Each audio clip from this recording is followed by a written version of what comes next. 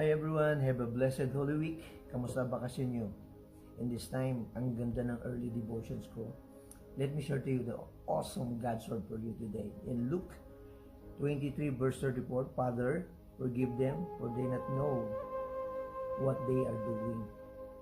Isang mensahe ng Panginoon habang nakapako sa krus, unti-unting namamatay, pero ang kanyang puso ay ipakita ang pagmamahal sa atin.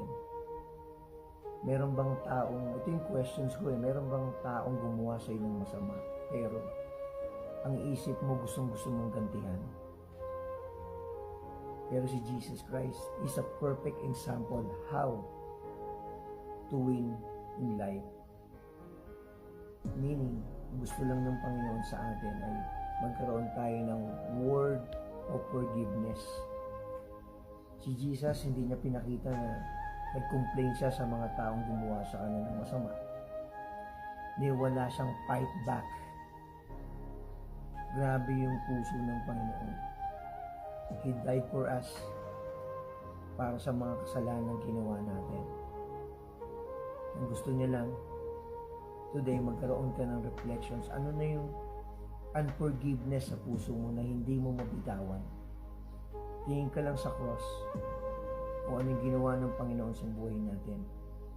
Try mo magpatawad sa puso mo sa mga taong gumawa sa iyo ng masama. If you love Jesus Christ, katulad ng ginawa niyang pagmamahal sa cross, na pinanalangin niya pa ang mga taong gumawa sa kanya ng masama, which is tayo ganun din.